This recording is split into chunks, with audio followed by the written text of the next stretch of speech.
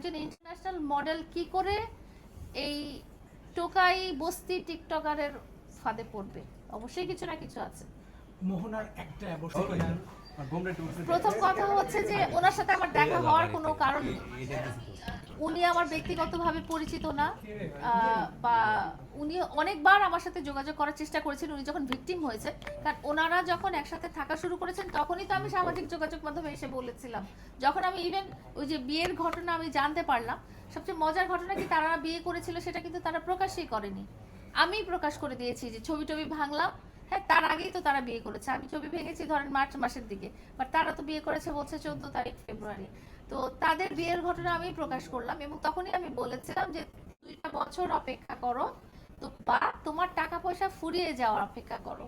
যখন টাকা পয়সা শেষ হয়ে যাবে তখন ওই তার আগে থেকে আরেকটা ডাল ধরার চেষ্টা করবে এবং তোমাকে আমার মতোই ছেড়ে দিবে। ওটাই হচ্ছিল। কিন্তু আসলে মোহনার কাছ থেকে সে যতটুকু পাওয়ার ততটুকু পেয়ে ফেলেছিল।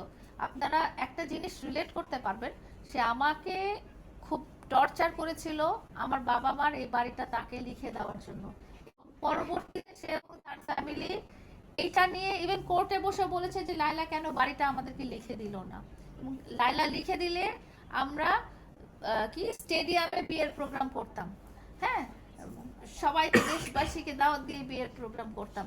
লাইলা লিখে দিল না বাড়িটা। এবং এই যে নারী যার সাথে তার বিয়ে হয়েছে বলছে মোহনা, সেও একটা কথা বলেছে যে তার লাস্ট অফ অল যেটা ছিল যে তাকে 40 লাখ টাকা দিয়ে যমুনা ফিউচার পার্কে একটা দোকান দিয়ে দিতে হবে। সো ঘটনা কিন্তু মানে শুরুর দিকেও একই রকম থাকে, শেষের দিকেও একই রকম থাকে। শুরুর দিকে অনেক ভালোবাসা দেখায়, জীবনসঙ্গী এই সেই হাবি যাবি, শেষের দিকে যেও কিন্তু বাড়ির জন্য দোকানের জন্য ছেড়ে দেওয়ার অবস্থা হয়।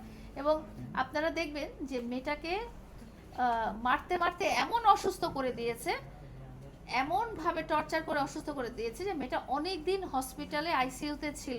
এবং তারপরেও সে জড়িয়ে ধরে কিন্তু ভিডিও, রোমান্টিক ভিডিও বানাচ্ছে। কিন্তু আমি কিন্তু তার চোখ দেখে বুঝতে পারছি যে এই রোমান্টিক ভিডিও সেই রোমান্টিক ভিডিও না, এই রোমান্টিক ভিডিও হচ্ছে আইওয়াস, যে না দেখানো। এবং আরো একটা জিনিস মেয়েটা বলেছে যে সারা দুনিয়াকে ইগনোর করে বা সারা দুনিয়ার মতামত উপেক্ষা করে সে প্রিন্স মামুনের জীবনসঙ্গী হতে রাজি হয়েছে। হ্যাঁ, আমার ঘটনাটাও কিন্তু সিমিলার। তার মানে ওরা আমার বিশ্বাস ওরা যখন মোহনাকে খুঁজে পেয়েছে যে না ঠিক আছে এই নারীরও যেহেতু একটা পাস্ট আছে এবং এই নারীরও একটা টাকা পয়সা আছে, এই নারীকে টার্গেট করা যায়, তখন আমারও ধারণা মোহনাকেও ওরা ওই 6-7 মাস কালো জাদুই করেছে। না হলে তো এইভাবে করা সম্ভব না। মোহনা একজন মডেল, আপনারা জানেন কিনা জানি না, সে ইন্টারন্যাশনাল বিউটি প্যাজেন্টে পার্টিসিপেট করার মতো একজন মডেল। হ্যাঁ, সে নেপালে গিয়েছিল গত বছর সে বিউটি কন্টেস্টে। তো বিদেশে কারা বিউটি কন্টেস্টে যায় বাংলাদেশ থেকে?